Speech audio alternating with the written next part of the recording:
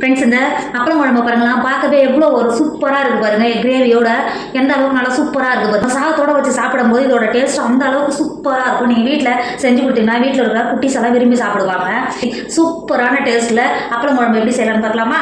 Hi friends, welcome to Kerala சமையல். இன்னைக்கு கேரளா சமையலில் நம்ம அப்பளம் குழம்பு தான் பார்க்க போகிறோம். வாங்க எப்படி செய்யலாம்னு பார்க்கலாம்.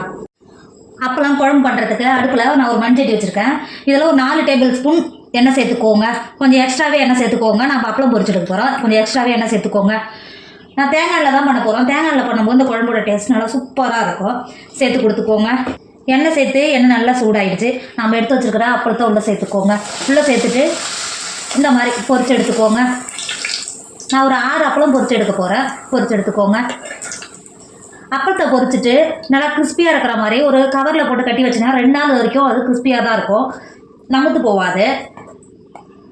பொரிச்சு எடுத்த அப்பளத்தை ஒரு கவரில் போட்டு கட்டி எடுத்து வச்சுக்கோங்க.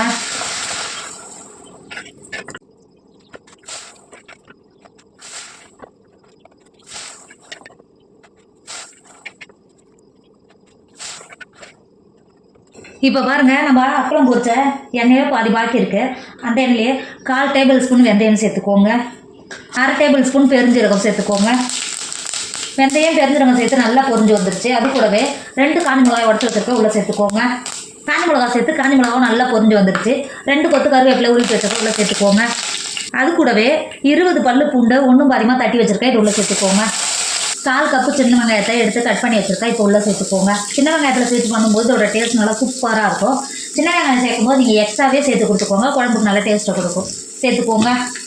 வெங்காயத்தை சேர்த்துட்டு வெங்காயம் வதங்க உப்பு சேர்த்துக்கோங்க. உப்பு சேர்த்து பூண்டு நம்ம சேர்த்து வெங்காயமும் நல்லா வதக்கிக்கோங்க. இப்போ பாருங்கள், வெங்காயம் எந்த அளவுக்கு நல்லா வதங்கி வந்துருக்கு பார்த்தீங்களா? பூண்டு வெங்காயமும் சேர்த்து நல்லா வதங்கி வந்துருச்சு. இந்த ஸ்டேஜில் 3 டேபிள் ஸ்பூன் மிளகாத்தூள் சேர்த்துக்கோங்க. உங்களுக்கு காரத்துக்கு அனுசரித்து மிளகாத்தூள் சேர்த்துக்கோங்க. கூடவே 4 டேபிள் ஸ்பூன் மல்லித்தூள் சேர்த்துக்கோங்க. 1/4 டேபிள் ஸ்பூன் மஞ்சத்தூள் சேர்த்துக்கோங்க. சேர்த்துட்டு வெங்காயத்தோட நல்லா பச்சை வடை போகிற வரைக்கும் நல்லா மசாலாவோட பச்சை வடை போகிற வரைக்கும் நல்லா வதக்கிக்கோங்க. வெங்காயத்தோடு சேர்த்து இப்போ பாருங்கள், இந்த அளவுக்கு நல்லா வதங்கி வந்த உடனே நல்லா பழுத்த ஒரு பெரிய தக்காளியை பொடியாக கட் பண்ணி வச்சுருக்கேன். உள்ளே சேர்த்துக்கோங்க. சேர்த்துட்டு தக்காளி இந்த நேரத்துக்கு சேர்த்திங்கன்னா நம்ம சேர்த்த மசாலாவோட பச்சை வடை போய் தக்காளியும் நல்லா வதங்கி வந்துடும். தண்ணி எதுவும் சேர்க்க தேவையில்லை. தக்காளி நல்லா குழஞ்சி வேகிற வரைக்கும் நல்லா வேக வச்சுக்கோங்க. இப்போ பாருங்கள், தக்காளி எந்த அளவுக்கு நல்லா சாஃப்டாக நல்லா வெந்து வந்துருக்கு பார்த்தீங்களா? நீங்கள் தக்காளி வெந்த உடனே இந்த மாதிரி உடச்சி விட்டிங்கனாவே நல்லா தக்காளி கிரேவி ஆகிடும். தக்காளி இருக்கிறதே தெரியாது. பார்த்தீங்கன்னா நம்ம தண்ணி எதுவும் சேர்க்கலை, ஆனால் எந்த அளவுக்கு நல்லா கிரேவி வந்துருக்கு பார்த்தீங்களா? இந்த ஸ்டேஜில் அரைநெல்லிக்காய் சைஸு புளியை 10 நிமிஷத்துக்கு முன்னாடியே தண்ணியில் ஊற வச்சு கரைச்சி எடுத்து வச்சுருக்கேன். இப்போ புளி தண்ணியை உள்ளே சேர்த்துக்கோங்க.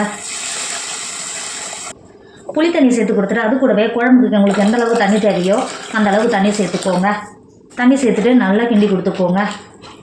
நம்ம அப்பளம் சேர்க்கறதுனால உப்பு கொஞ்சம் கம்மியாக இருந்தால் தான் நம்ம அப்பளம் சேர்க்கும் போது கரெக்டாக இருக்கும். நல்லா கிண்டி கொடுத்துட்டு மூடி போட்டு குழம்பு நல்லா கொதிக்க விடுங்க. இப்போ பாருங்கள், குழம்பு எந்த அளவுக்கு நல்லா கொதிச்சு கிரேவி பார்த்துருக்கு பார்த்தீங்களா? அங்கே பாருங்கள், நம்ம சேர்த்த வெங்காயம் தக்காளி எல்லாம் சேர்ந்து நல்லா வெந்து வந்திருக்கு. இப்போ இந்த ஸ்டேஜில் நம்ம ஏற்கனவே அப்பளத்தை பொரிச்சு எடுத்து வச்சோம் பார்த்தீங்களா? இந்த மாதிரி ஒரு அப்பளத்தை ஒரு 3 பீஸாக கட் பண்ணிக்கோங்க. கட் பண்ணி சேர்க்கும் போது தான் நல்லாயிருக்கும். இப்போ கட் பண்ணிவிட்டு இருக்கிற அப்பளத்தெல்லாம் உள்ளே சேர்த்துக்கோங்க. நீங்கள் கட் பண்ணும்போது நல்லா பொடியாக கட் பண்ணக்கூடாது, இந்த அளவுக்கு தான் கட் பண்ணணும். அப்பளத்தை சேர்த்து கொடுத்துட்டு 1/4 கப்பு தேங்காய் பால் எடுத்து வச்சுருக்கேன். இப்போ இது உள்ளே சேர்த்துக்கோங்க. அப்பளத்தோட தேங்காய் பால் சேர்த்து பண்ணும்போது இதோட டேஸ்ட் அந்தளவுக்கு சூப்பராக இருக்கும். தேங்காய் பால் சேர்த்து கொடுத்துட்டு கொதிக்கணும்னு அவசியம் கிடையாது. இந்த மாதிரி நல்லா கிண்டி கொடுத்துக்கோங்க. ஒரு கைப்பிடி அளவு மல்லித்தழையை பொடியாக கட் பண்ணி வச்சுருக்கேன். இப்போ உள்ளே சேர்த்துக்கோங்க. சேர்த்துட்டு இறக்கிக்கோங்க. இப்போ பாருங்கள், நம்மளோட அப்பளம் குழம்பு சூப்பராக ரெடி ஆகிடுச்சு. இதோட டேஸ்ட் அந்த அளவுக்கு சூப்பராக இருக்கும். நம்ம தேங்காய் பாலெலாம் சேர்த்துக்கிறதுனால இதோட டேஸ்ட் அந்த அளவுக்கு சூப்பராக இருக்கும். நீங்கள் சாதத்தோடு வச்சு சாப்பிடும்போது கண்டிப்பாக நீங்களும் ட்ரை பண்ணுங்கள்.